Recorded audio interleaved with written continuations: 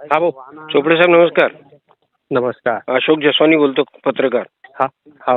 काय झालेली घटना तुमच्या मळ्यामध्ये? शेतामध्ये बिबट्या दिसला मला, बर. मक्याच्या शेतामध्ये. तुम्ही कुठं आहे? आता काय पोझिशन आहे? सध्या तिथंच आहे. तू मक्याच्या शेतात आहे आतमध्ये. बर. तुम्हाला आणि कोणाला कोणाला दिसलेला आहे? शेतात मजूर आहे, त्यांना दिसला. बर. आणि फॉरेस्टवाले आले, त्यांचं म्हणणं आहे की बाबा मला आवाज आला म्हणून. ठीक आहे. खामगाव नजीक असलेल्या घाटपुरी शिवारामध्ये चोपडे यांच्या शेतातील पिकामध्ये आज बिबट्याचे दर्शन झाले आहेत. या ठिकाणी मोठ्या प्रमाणात बघ्यांनी गर्दी केली असून या ठिकाणी वन विभागाचे अधिकारी लवकरच दाखल होणार आहेत. तत्पूर्वी चोपडे यांनी सदर बिबट्याला जेरबंद करून या ठिकाणी जंगलामध्ये सोडावं अशी मागणी केली आहे.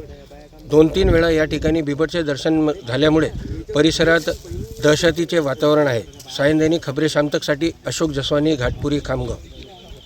काय नाव आहे आपलं सर? मी सोपान गोकुल चोपडे आहे, घाटपुरी शिवार, शेत सर्वे नंबर 25/4. काय घटना झालेली आपल्या शेतामध्ये? या शेतामध्ये मक्याची पेरणी केलेली असून मक्याची आता उंची झालेली आहे 10 ते 12 फूट आणि 4-5 एकर क्षेत्रामध्ये ह्या मक्याची पेरणी केलेली असून त्यामध्ये आज मजूर कामाला सकाळी आले असता आणि माझे भाऊ आले असता त्यांना आवाज आला आणि त्यांनी बघितलं असता, खाली बघितलं असता, त्यांना बिबट्या डोळ्यांनी बिबट्या दिसला आणि त्यांना बिबट्या दिसल्यानंतर त्यांनी मला फोन लावला की अशी अशी घटना आहे.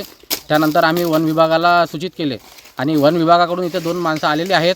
आमची मागणी त्यांना अशी आहे की आतापर्यंत जे परिसरामध्ये बिबट्या दिसलेला आहे तो तुम्ही पकडून घेऊन जावा, म्हणजे तो लोकांना त्रास देणार नाही, अशी आमची मागणी आहे. आणि शेतमजूर जे शेतामध्ये जे काम करतात त्यांना त्रास होणार नाही अशी आमची मागणी आहे.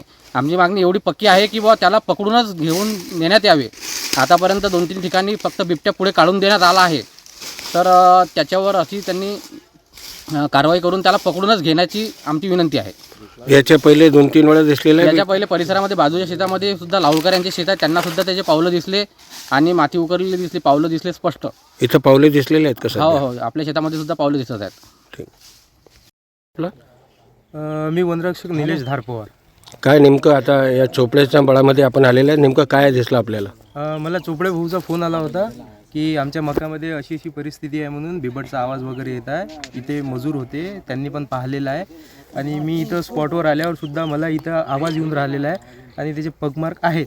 तर मी वरिष्ठांना माझ्या कळवलेलं आहे, तर ते पुढचं नियोजन सांगतील. तोपर्यंत सगळ्यांनी म्हणजे आपापली काळजी घ्यावी, थोडे बाजूला व्हावे असं मी सूचित करतो सगळ्यांना. तरी सगळ्यांनी काळजी घ्यावी. घाटपुरीच्या चोपडे यांच्या मळ्यात दिसलेल्या बिबट्याला जेरबंद करण्यासाठी बुलढाणा येथून वन विभागाची रेस्क्यू टीम निघाल्याची माहितीही यावेळी देण्यात आली आहे. सायन दैनिक खबरे शामतकसाठी अशोक जसवानी, घाटपुरी, खामगाव.